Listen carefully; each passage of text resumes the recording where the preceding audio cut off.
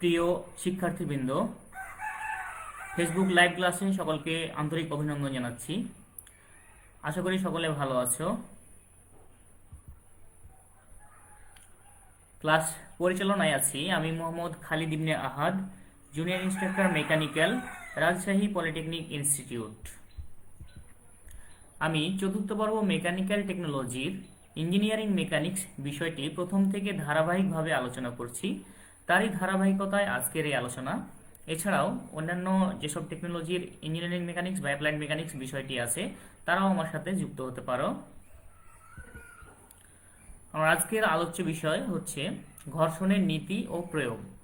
আমি আজকে ঘর্ষণের নীতি সম্পর্কে আলোচনা করব এবং এই সম্পর্কিত কিছু যে অঙ্ক আছে সেগুলো সমাধান করার চেষ্টা করব ইনশাল্লাহ। ঘর্ষণের ইংলিশ হচ্ছে ফ্রিকশন। যখন কোনো একটি বস্তু অপর একটি সমতল বস্তুর উপর দিয়ে চলে অথবা চলতে চায়, তখন দুটি বস্তুর স্পর্শ তল বরাবর গতির বিপরীত দিকে যে প্রতিরোধী বলের সৃষ্টি হয় তাকেই বলা হচ্ছে ঘর্ষণ বা ঘর্ষণ বল। তো এখানে যেটা একটা বিষয় মাথায় রাখা দরকার, যে গতির বিপরীত দিকে যে প্রতিরোধী বলের সৃষ্টি হয়, অর্থাৎ বল যেদিকে কাজ করে ঘর্ষণ বল কাজ করে তার বিপরীত দিকে। ঘর্ষণের ইংলিশ যেহেতু ফ্রিকশন, এই কারণে ঘর্ষণ বলকে এফ দ্বারা প্রকাশ করা হয়। তো আমরা এখানে দেখতে পাচ্ছি যে একটি বস্তু যেটার ওজন সরাসরি নিচের দিকে কাজ করছে, এটার প্রতিক্রিয়া বলটা ডাইরেক্ট উপর দিকে কাজ করছে, এবং এটা যেহেতু হিলানো তলে আছে এই কারণে নিচ দিকে স্লাইড করতে চাচ্ছে, যে কারণে যেহেতু এটা নিচের দিকে কাজ করছে বলটা, এই কারণে ফ্রিকশনটা সৃষ্টি হয়েছে তার বিপরীত দিকে, অর্থাৎ যেদিকে গতি সৃষ্টি হয় বা যেদিকে বল কাজ করে ঘর্ষণ হচ্ছে তার বিপরীত দিকে কাজ করে। ঘর্ষণ বল দুই প্রকার, যথা স্থিতি ঘর্ষণ এবং গতি ঘর্ষণ। স্থিতি ঘর্ষণ: কোনো স্থির বস্তুর উপর বল প্রয়োগ করলে বস্তুটি গতিশীল হওয়ার পূর্ব মুহূর্ত পর্যন্ত স্পর্শ তল বরাবর যে বাধা বলের সৃষ্টি হয় তাকে স্থিতি ঘর্ষণ বলে। অর্থাৎ একটা বল যখন স্থির অবস্থায় থাকে তখন সেটা গতিশীল হওয়ার পূর্ব মুহূর্ত পর্যন্ত যে প্রতিরোধী বল সৃষ্টি হয় সেটাই হচ্ছে স্থিতি ঘর্ষণ। আর একটা কোনো গতিশীল বস্তুর উপর গতির বিপরীত দিকে স্পর্শতল বরাবর যে বাধা বলের সৃষ্টি হয় তাকে বলা হচ্ছে গতি ঘর্ষণ। অর্থাৎ এটা হচ্ছে বস্তুটা গতিশীল অবস্থায় থাকে, তখন এর বিপরীত দিকে যে প্রতিরোধী বলের বা বাধা বলের সৃষ্টি হয় সেটাকে বলা হচ্ছে গতি ঘর্ষণ। এখন স্থিতি ঘর্ষণের কিছু বৈশিষ্ট্য রয়েছে, যেমন বস্তু যেদিকে চলার উপক্রম হয় ঘর্ষণ বল তার বিপরীত দিকে কাজ করে। প্রথম শর্ত, যে ঘর্ষণ হওয়ারই শর্ত হচ্ছে যে যেদিকে বল কাজ করবে ঘর্ষণ হচ্ছে তার বিপরীতে কাজ করবে। ঘর্ষণ বলের মান বস্তুর উপর প্রযুক্ত বলের সমান, অর্থাৎ কোন একটা বস্তুর উপর যে পরিমাণ লোড বা বল প্রযুক্ত হয় ঘর্ষণ বল হচ্ছে তার সমান। স্পর্শ তলের উপর লম্ব প্রতিক্রিয়া বল এবং স্থিতি ঘর্ষণের সর্বোচ্চ মানের অনুপাত সর্বদা ধ্রুব, অর্থাৎ F/n সমান হচ্ছে ধ্রুব। স্থিতি ঘর্ষণের মান স্পর্শ তলের ক্ষেত্রফলের উপর নির্ভর করে না। এই স্থিতি ঘর্ষণের মানটা ক্ষেত্রফলের উপর, কোন ধরনের ক্ষেত্রফল সেটা ডিপেন্ড করে না, এটা ডিপেন্ড করে মসৃণতার উপর নির্ভরশীল। যেটা মসৃণ না অমসৃণ এটার উপর ঘর্ষণটা নির্ভর করে। মসৃণ হলে সাধারণত ঘর্ষণ কাজ করে না, এবং যদি অমসৃণ হয় তাহলে ঘর্ষণ কাজ করে। গতি ঘর্ষণের বৈশিষ্ট্য: বস্তু যেদিকে চলে ঘর্ষণ বল তার বিপরীত দিকে কাজ করে, এটা হচ্ছে প্রথম শর্ত ঘর্ষণের জন্য। গতি ঘর্ষণ বল এবং স্পর্শতলের উপর লম্ব প্রতিক্রিয়া বলের অনুপাতের মান হচ্ছে ধ্রুব, তবে এটি সর্বদাই সীমিত ঘর্ষণের মানের একটু কম হয়। গাণিতিকভাবে F/n সমান হচ্ছে ধ্রুব সংখ্যা। মধ্যম গতির জন্য গতি ঘর্ষণের মান ধ্রুব থাকে, তবে গতি বেড়ে গেলে এই মান সামান্য কমে যায়। গতি বেড়ে যদি যায় তাহলে ঘর্ষণের মানটা সামান্য কমে যায়। গতি ঘর্ষণের মান স্পর্শতলের মসৃণতার উপর নির্ভর করে, যে তলটা কেমন মসৃণ না অমসৃণ এটার উপর নির্ভর করে। এটা হচ্ছে ক্ষেত্রফলের উপর নির্ভরশীল নয়, তবে চাপের উপর এটা নির্ভর করে। ঘর্ষণ বল গতির উপর নির্ভরশীল নয়, গতি কম না বেশি, তবে অবশ্যই অতিরিক্ত গতির ক্ষেত্রে ঘর্ষণের মান হ্রাস পায়। যদি গতির পরিমাণ বেশি হয় তাহলে ঘর্ষণের মান হ্রাস পায়। এখন হচ্ছে ঘর্ষণ কোণ। মনে করি হেলানো তলের উপর একটি ডাব্লু ওজনের বস্তু স্থির অবস্থায় আছে। এখানে একটা বস্তু হেলানো তলে ডাব্লু ওজনের যেটা বস্তু হেলানো অবস্থায় আছে। এখন একটি হেলানো তলকে আনুভূমিকের সাথে যে কোণে অবস্থান করালে এর উপর অবস্থিত কোনো বস্তু সবেমাত্র সচল হয়ে নিচের দিকে পড়ার উপক্রম হয়। এরূপ অবস্থায় হেলানো তলটি আনুভূমিকের সাথে যে কোণ উৎপন্ন করে তাকে ঘর্ষণ কোণ বলা হয়। এখানে বলা হচ্ছে যে একটা বস্তু যেটার ওজন হচ্ছে ডাব্লু, তো এটার প্রতিক্রিয়া বল এদিকে কাজ করার কথা ছিল, এটার ওজন এদিকে কাজ করার কথা ছিল তাত্ত্বিকভাবে, এই কারণে প্রতিক্রিয়া বলটা হচ্ছে বিপরীত দিকে, এটাকে পি বলে, উপরের দিকে টানা হচ্ছে, আর ফ্রিকশনটা এই জন্য কাজ করছে নিচের দিকে। তো এখানে বলা হচ্ছে যে এটাকে যদি এই হেলানো তলটাকে একটা আনুভূমিকের সাথে স্থাপন করা হয়, তো যখন এই বস্তুটি স্লাইড করার উপক্রম হয়, অর্থাৎ নিচের দিকে পড়ার উপক্রম হয় যে কোণে স্থাপন করলে, তো এই বস্তুটাকে আমরা এই হেলানো তলকে ভূমির সাথে যে কোণে স্থাপন করলে এইটা নিচের দিকে পড়ার উপক্রম হয়, তখন এরূপ অবস্থাকে বলা হচ্ছে যে ঘর্ষণ কোণ, যে কোণটা সৃষ্টি করে। এখানে আমরা দেখে নিই যে একটি হেলানো তলকে অনুভূমিকের সাথে যে কোণে অবস্থান করালে এর উপর অবস্থিত কোনো বস্তু সবেমাত্র সচল হয়ে নিচের দিকে পড়ার উপক্রম হয়। এরূপ অবস্থায় হেলানো তলটি আনুভূমিকের সাথে যে কোণ উৎপন্ন করে, অর্থাৎ এই যে হেলানো তলটা এই আনুভূমিকের সাথে যে কোণটা উৎপন্ন করে সেটাকে বলা হচ্ছে থিটা। তো এখানে এফ বাই আর সমান হচ্ছে ডাব্লু সাইন থিটা ভাগ ডাব্লু কস থিটা। এখানে যেহেতু ডাব্লু বলটা অ্যাঙ্গেলে কাজ করতেছে, এটা দুটো অংশে ভাগ হয়ে যাবে, একটা হচ্ছে লম্ব বরাবর, একটা হচ্ছে এই ভূমি বরাবর। এই অংশটাকে যেহেতু এখানে কোণ তৈরি করেছে, এই কারণে এই অংশটাকে আমরা বলছি ডাব্লু কস থিটা, এই অংশটাকে বলছি আমরা ডাব্লু সাইন থিটা। তাহলে ডাব্লু সাইন থিটা ভাগ ডাব্লু কস থিটা সমান হচ্ছে ট্যান থিটা, অতএব থিটা সমান হচ্ছে ট্যান ইনভার্স এফ ভাগ আর। এখানে আমরা আরেকটি সঙ্গ দিতে পারি যে লব্ধি প্রতিক্রিয়া বল এবং লম্ব প্রতিক্রিয়া বলের মধ্যবর্তী কোণটাই হচ্ছে ঘর্ষণ কোণ। লব্ধি প্রতিক্রিয়া এবং লম্ব প্রতিক্রিয়া বল এদের মধ্যবর্তী যে এই কোণটা সেটাকে বলা হচ্ছে ঘর্ষণ কোণ। এখন আনুভূমিক তলে অবস্থিত বস্তুর ফ্রি বডি ডায়াগ্রাম, এটা কেমন হবে আমরা দেখতে পাচ্ছি। এখানে একটা বস্তু আনুভূমিক তলের উপর অবস্থান করছে, তাহলে এটার ওজনটা কাজ করবে সবসময় কি নিচে, ডাব্লু ওজন। তাহলে ওজন যেদিকে কাজ করে প্রতিক্রিয়া বল হচ্ছে তার বিপরীত দিকে। তাহলে এখানে রেজাল্টেন্ট ফোর্স বা প্রতিক্রিয়া বল হচ্ছে রিয়াকশন ফোর্স বা প্রতিক্রিয়া বল উপরের দিকে কাজ করছে, যেটাকে আমরা আর দ্বারা প্রকাশ করছি। এরপরে এটাকে পি বলের দিকে টানা হচ্ছে, তো বল যেদিকে কাজ করে ঘর্ষণ অবশ্যই তার বিপরীত দিকে কাজ করবে, এই কারণে এটা হচ্ছে এফ। তাহলে আনুভূমিক তলে যদি কোনো বস্তু অবস্থান করে তাহলে ওজনটা হবে নিচে, রিয়াকশন বলটা হবে উপরের দিকে, আর যেদিকে ফোর্স প্রয়োগ হবে, বল প্রয়োগ করা হবে যেদিকে, ঘর্ষণটা বা ফ্রিকশনটা হবে তার বিপরীত দিকে। এইভাবে আনুভূমিক তলে অবস্থিত বস্তুর ফ্রি বডি ডায়াগ্রাম অঙ্কন করতে হবে। এখন কোনো বস্তু যদি হেলানো অবস্থায় থাকে তখন ফ্রি বডি ডায়াগ্রামটা কেমন হবে? আচ্ছা, এই বস্তুটা হেলানো অবস্থায় আছে, এ কারণে তাত্ত্বিকভাবে তার ওজনটা কাজ করার কথা ছিল ডাইরেক্ট নিচ বরাবর অ্যাঙ্গেলে, কিন্তু অভিকর্ষ বলের প্রভাবে আমরা জানি ওজন খাড়া নিচের দিকে কাজ করে, ডাব্লু। তো এইখানে যে কোণটা তৈরি করে আর এই যে হেলানো তল ভূমির সাথে যে কোণটা তৈরি করছে এটা হচ্ছে একই, এখানে যে কোণ দেওয়া থাকে এটাও সেম একই, এটা থিটা হলে এটাও হচ্ছে থিটা। তো এখন যেহেতু এটা তাত্ত্বিকভাবে ওজনটা এই অ্যাঙ্গেলে কাজ করার কথা ছিল, সুতরাং তার বিপরীত দিকে কাজ করবে রিয়াকশন বল, এটা হচ্ছে প্রতিক্রিয়া বল আর। এখন এই পি বলে এটাকে উপরের দিকে টেনে তোলা হচ্ছে, তাহলে বল যেদিকে কাজ করে ঘর্ষণ হচ্ছে তার বিপরীত দিকে কাজ করে, এই কারণে এই ফ্রিকশনটা হয়ে যাবে নিচের দিকে তার বিপরীত দিকে, অর্থাৎ ফোর্স বা বল যেদিকে কাজ করবে ফ্রিকশনটা হবে তার বিপরীত দিকে। আশা করি বুঝতে পারছো। তাহলে হেলানো তলের এই ওজনটা তাত্ত্বিকভাবে ডাইরেক্ট এটা কেন্দ্র দিয়ে অ্যাঙ্গেলে এদিকে কাজ করার কথা ছিল, কিন্তু অভিকর্ষ বলের প্রভাবে ওজনটা সর্বদা কাজ করবে খাড়া নিচের দিকে, ডাব্লু। আর এখানে প্রতিক্রিয়া বলটা এটা থেকে ডাইরেক্ট লম্ব আর। এখন বল যেদিকে কাজ করছে ঘর্ষণ হচ্ছে তার বিপরীত দিকে, এটা সবসময় মাথায় রাখতে হবে। মই মই এমন একটি বস্তু বা যন্ত্র যার সাহায্যে ছাদ, দেয়াল, গাছ ইত্যাদিতে আরোহণ করা যায়। দুটি সোজা কাঠ, লোহা অথবা দড়ির সাথে আড়াআড়িভাবে কতগুলো দণ্ড সংযোগ করে মই তৈরি করা হয়। আড়াআড়ি দণ্ডগুলোকে রাংস বলে। এই রাংসগুলো হচ্ছে ধাপের মতো কাজ করে। এখানে আমরা একটা মই দেখতে পাচ্ছি, এখানে কি বিভিন্ন রাংস থাকে যেগুলোকে আমরা ধাপ বলি।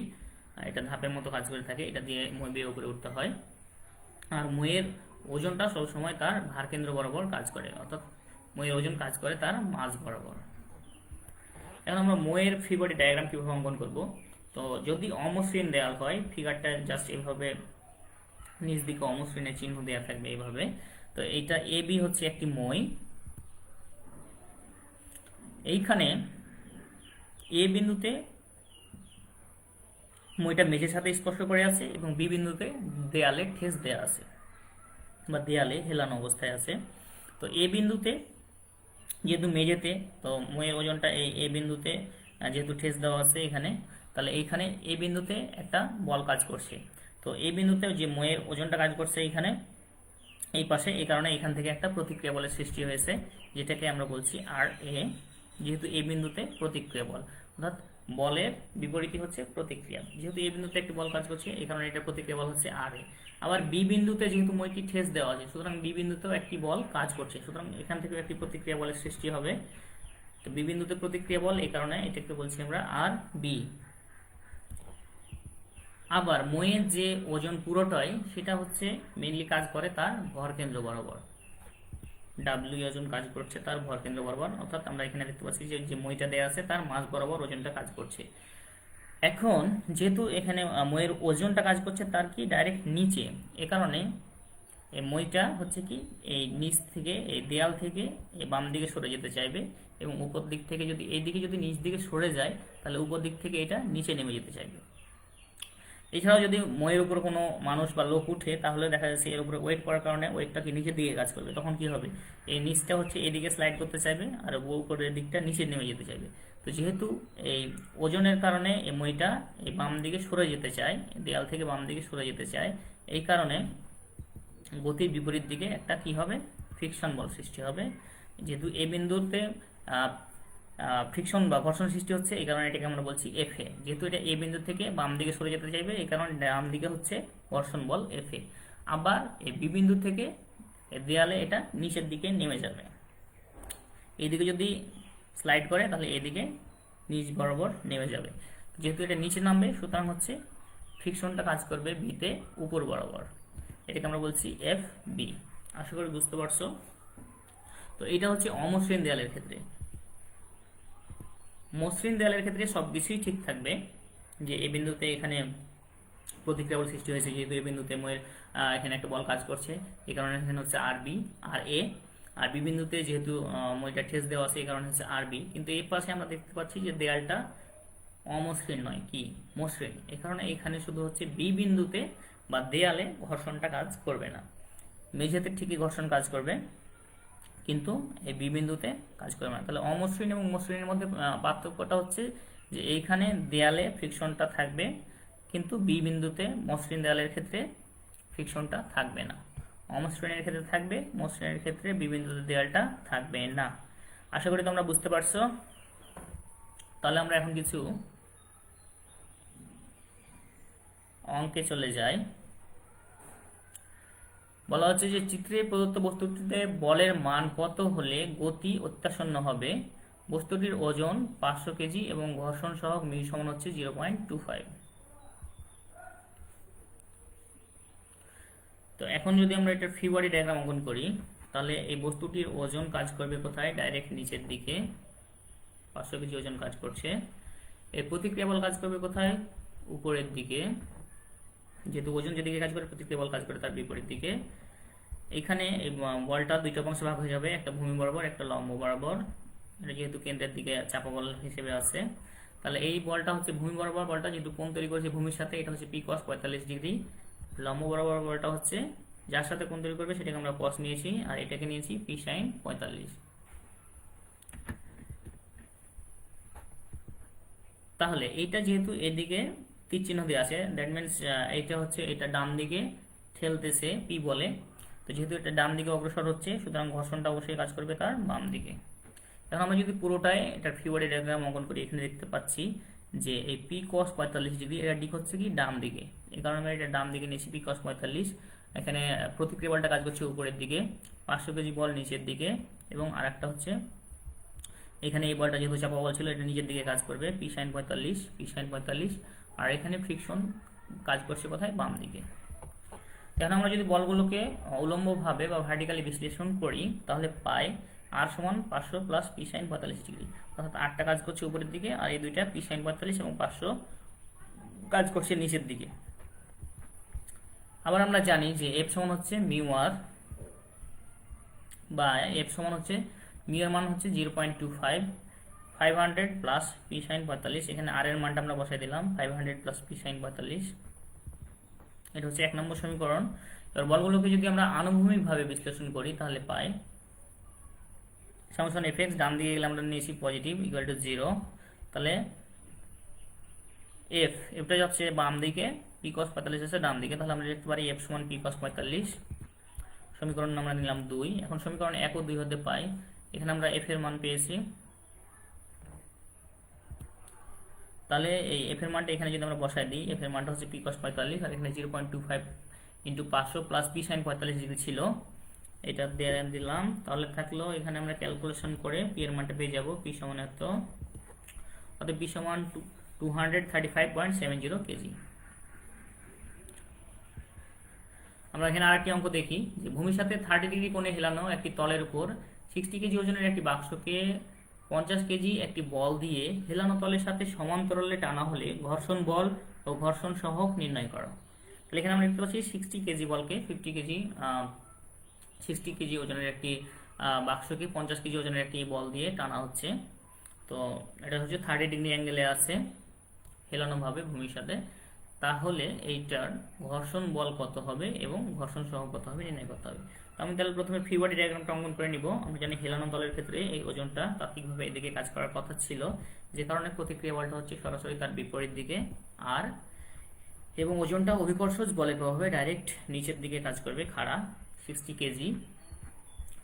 এখানে যে কোণটা তৈরি হচ্ছে এই ডাব্লু ওজনের সাথে বা 60 কেজি ওজনের সাথে এই 30 আর এই 30 হবে একই, এবং যেহেতু পি বলে যেহেতু 50 কেজি বলে এটাকে উপরের দিকে টানা হচ্ছে, টেনে তোলা হচ্ছে, এই কারণে গতি বলের বিপরীত দিকে হবে ঘর্ষণ বা ফ্রিকশন এফ। তো এইটাকে যদি আমরা আর একটু ফ্রিভাবে এক্স ওয়াই বরাবর ফ্রি বডি ডায়াগ্রামটা অঙ্কন করি তাহলে এটা দাঁড়াবে 50 কেজি বলটা যাচ্ছে ডান দিকে, এই এফ বলটা বাম দিকে, আরটা ডাইরেক্ট খাড়া উপরের দিকে, আর এই যে ওজনটা তাহলে এটা হয়ে যাবে অ্যাঙ্গেলে 60 কেজি। তো এটা ছিল হেলানো ভাবে, এটাকে আমরা এক্স ওয়াই বরাবর অঙ্ক করার সুবিধার জন্য এক্স ওয়াই বরাবর ফ্রি বডি ডায়াগ্রামটা অঙ্কন করে নিলাম। তাহলে এটা হচ্ছে 30 ডিগ্রি অ্যাঙ্গেলে। এখন এটা দুইটা অংশে ভাগ হয়ে যাবে, একটি হচ্ছে ভূমি বরাবর, একটি হচ্ছে লম্ব বরাবর। তাহলে এটা কোণ তৈরি করেছে কার সাথে, লম্বের সাথে, সুতরাং 60 কেজি বলের এই লম্ব অংশটা হচ্ছে 60 cos 30 ডিগ্রি। যেহেতু আমরা এর আগে বল বিশ্লেষণের অঙ্ক দেখিয়ে দিয়েছি যে যে অক্ষের সাথে বা যে বাহুর সাথে কোণ তৈরি করবে সেটাকে আমরা নিব cos, অন্যটা নিব sin। তাহলে এটা হয়ে যাচ্ছে 60 cos 30 ডিগ্রি, এটা হয়ে যাচ্ছে 60 sin 30 ডিগ্রি। এখন বলগুলোকে অনুভূমিকভাবে বিশ্লেষণ করে আমরা পাই যে প্লাস ডান দিকে গেলে পজিটিভ আমরা নিয়েছি, summation F x equal to 0, অর্থাৎ এক্স অক্ষ বরাবর বলগুলোর বীজগণিতিক যোগফল হচ্ছে 0।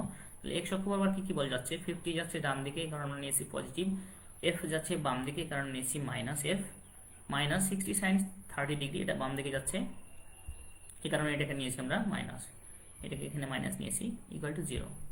তাহলে এখানে এফ সমান পাই, এই দুইটাকে এই পাশে নিয়ে চলে গেলাম, এফটা থাকলো সমানের এই পাশে, তাহলে এফ সমান 50 মাইনাস 60 sin 30 ডিগ্রি। ওকে, তাহলে এফ সমান আমরা পেলাম 20 কেজি অ্যান্সার। তো এখানে ঘর্ষণ বলের মান বের করতে বলছি, আমরা ঘর্ষণ বল এফ সমান পেয়ে গেলাম এখানে সামেশন এফ এক্স থেকে। এখন সামেশন যদি আমরা এফ হয় বা ভার্টিক্যালি ফোর্স নির্ণয় করি তাহলে আমরা পাই উপরে কি কি বল যাচ্ছে, আর যাচ্ছে, এই আর উপরের দিকে যাচ্ছে এই কারণে পজিটিভ নিয়েছি, এবং এই 60 cos 30 ডিগ্রি এটা নিচের দিকে আসছে এই কারণে এটাকে নিয়েছি মাইনাস ইকুয়াল টু 0। তাহলে আর সমান আমরা পেলাম 51.96 কেজি। এখন আমরা জানি যে এফ সমান হচ্ছে মিউ আর ঘর্ষণের সূত্র থেকে, তাহলে মিউ সমান হবে কি এফ ভাগ আর, সমান হচ্ছে 20 ভাগ 51.96। তাহলে এখানে আমরা মিউ সমান পেলাম 0.38। তাহলে আমরা ঘর্ষণ বল পেলাম 20 কেজি এবং ঘর্ষণ সহগ মিউ হচ্ছে 0.38। এটা হচ্ছে অ্যান্সার।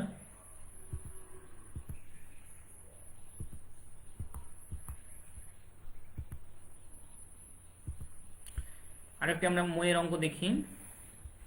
এখানে 9 মিটার লম্বা একটি মই 45 ডিগ্রি কোণে দেয়ালের সাথে হেলানো অবস্থায় আছে। মই এবং দেয়ালের মধ্যকার ঘর্ষণ সহগ 1/3 ও মই এবং মেঝের ঘর্ষণ সহগ 1/2। যদি একটি লোক যার ওজন 62 কেজি এবং মইয়ের ওজন লোকটির ওজনের দ্বিগুণ হয়, তবে লোকটি কত উপরে উঠলে মইটি পিছলাতে শুরু করবে। তো এখানে আমরা দেখতে পাচ্ছি এবি একটি মই, যেহেতু এখানে মসৃণ লেপটা নাই, সুতরাং দেয়ালটা অবশ্যই হচ্ছে অমসৃণ, এবং এখানে দেওয়া আছে মই এবং দেয়ালের ঘর্ষণ সহগ এখানে হচ্ছে 1/3, মই এবং মেঝের 1/2। তো কি কি দেওয়া আছে সেটা আমরা দেখে নিই। এখানে মিউ এ, অর্থাৎ এ বিন্দুতে হচ্ছে কি মই এবং যে মেঝে, এই যে মই এবং মেঝের ঘর্ষণ সহগ হচ্ছে হাফ, এবং মিউ বি সমান হচ্ছে মই এবং দেয়াল, এই মই এবং দেয়াল এই বিন্দুতে ঘর্ষণ সহগ হচ্ছে 1/3। লোকের ওজন দেওয়া আছে 62 কেজি এবং মইয়ের ওজনটা হচ্ছে লোকটির দ্বিগুণ, তাহলে মইয়ের ওজন হচ্ছে লোকটির ওজনের দ্বিগুণ, 62 × 2 সমান হচ্ছে 124 কেজি।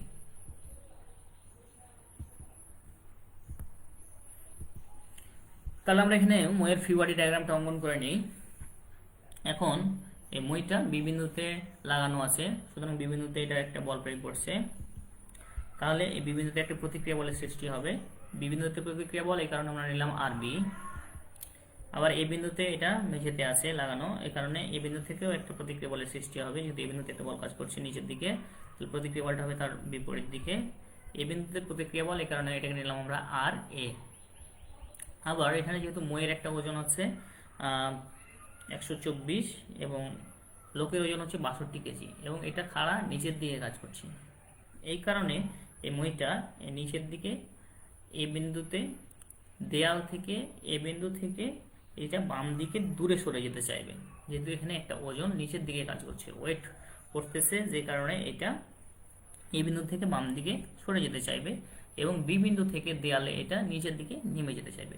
ফলে এ বিন্দুতে একটি ফ্রিকশন এবং বি বিন্দুতে একটি ফ্রিকশনের সৃষ্টি হবে।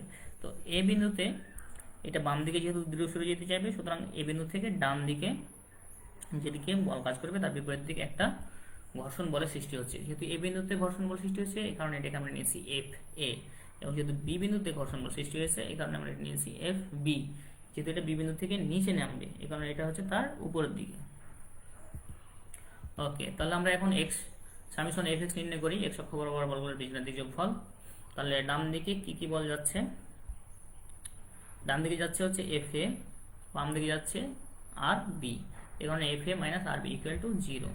এখন এফ এ সমান আমরা জানি মিউ এ আর এ, যেহেতু এফ সমান হচ্ছে mu R, minus R B equal to 0। তাহলে আর এ সমান কি হবে? আর এ সমান এখানে আমরা আর বি ভাগ মিউ এ পেলাম। এখন হচ্ছে ওয়াই অক্ষ বরাবর বলগুলোর বীজগাণিতিক যোগফল, summation F Y equal to 0। উপরের দিকে আমরা নিয়েছি পজিটিভ, এখন উপরের দিকে কি কি বল যাচ্ছে সেগুলো আমরা হিসাব করি।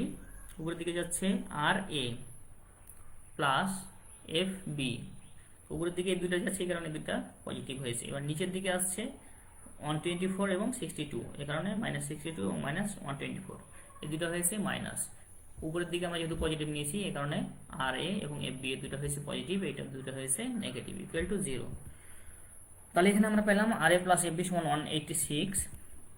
এখন আর এর মান এখান থেকে আমরা বসে দিলাম আর বি ডিভাইডেড ভাগ mu A, plus F B সমান আমরা জানি মিউ বি আর বি। এখানে আর এর মানটা আমরা এখান থেকে বসে নিয়েছি, সমান হচ্ছে 186।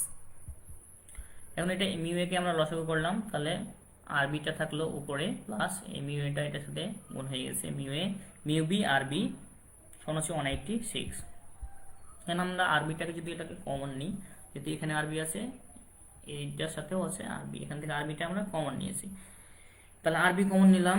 তাহলে আর বি কমন নিলে এখানে থাকে 1, প্লাস এখানে মিউ এর মান হচ্ছে হাফ এবং মিউ বি এর মান হচ্ছে 1/3, এবং আর বি এরটাকে যেহেতু আমরা কমন নিয়ে নিয়েছি, এবং নিচে যে মিউ এটা ছিল এটা 186 এর সাথে আড়াআড়ি গুণ হয়ে গেছে, মিউ এর মানটা হচ্ছে হাফ।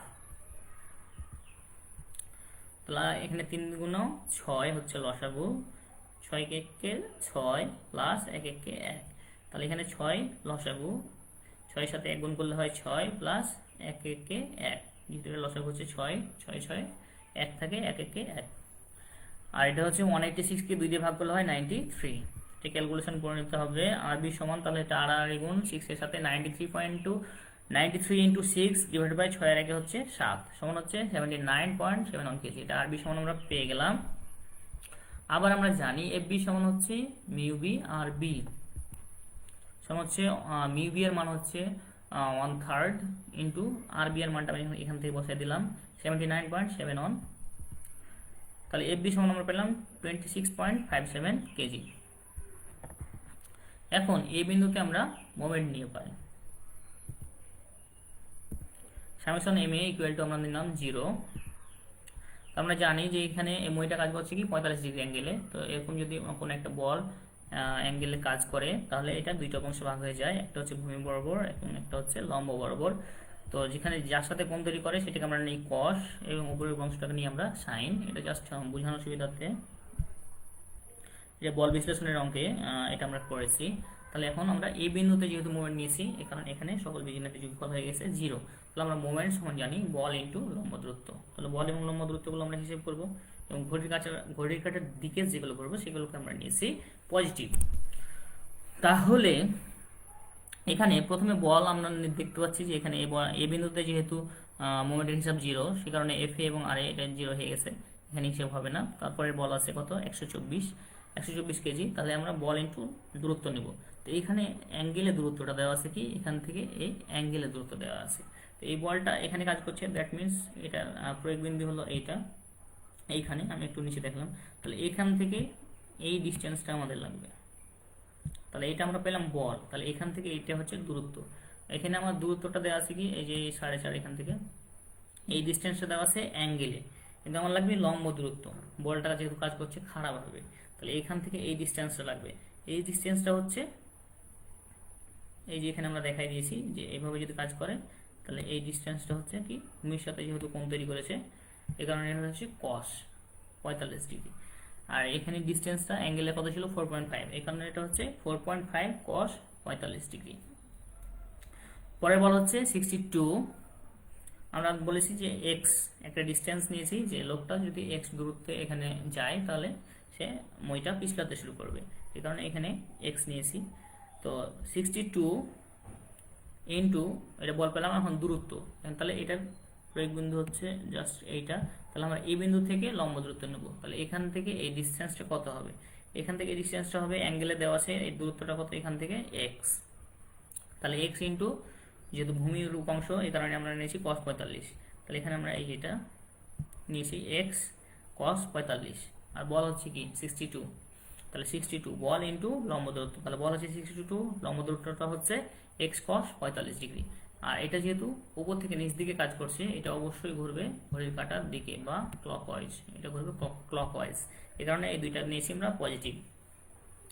আবার এই আরবি বলটা এটা হচ্ছে বাম দিকে যাচ্ছে, এই কারণে এটা অবশ্যই ঘড়ির কাঁটার বিপরীত দিকে কাজ করবে, এই কারণে এটাকে আমরা নিয়েছি নেগেটিভ।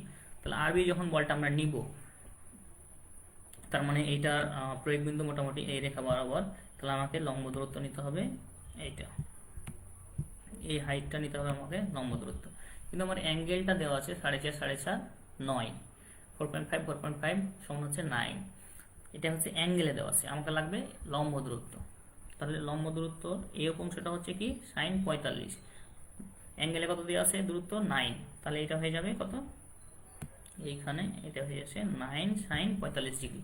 তাহলে আরবি হচ্ছে বল, দূরত্ব হচ্ছে এই লম্ব দূরত্বটা 9 sin 45। আশা করি বুঝতে পারছো। তো এটা হচ্ছে ভূমি বরাবর অংশটাকে নিয়েছি cos, লম্ব বরাবর কাটা হচ্ছে তাহলে কি sin। ওকে, তাহলে এখানে বলা হচ্ছে এফবি বলটা কি উপরের দিকে কাজ করছে, সুতরাং এটাও ঘুরবে অ্যান্টি ক্লকওয়াইজ বা ঘড়ির কাঁটার বিপরীত দিকে, এই কারণে নিয়েছি মাইনাস। আর ডিস্টেন্সটা হচ্ছে এটার প্রয়োগ বিন্দু হচ্ছে কোথায় এখানে, এটার প্রয়োগ বিন্দু এখানে, তাহলে আমার ডিস্টেন্স লাগবে এখান থেকে এই ডিস্টেন্সটা। তো এখান থেকে আমার এটার ডিস্টেন্সটা নিতে হবে, তাহলে এই ডিস্টেন্সটা কত হবে, এই ডিস্টেন্সটা হয়ে যাবে পুরোটাই হচ্ছে কত 9 cos 45।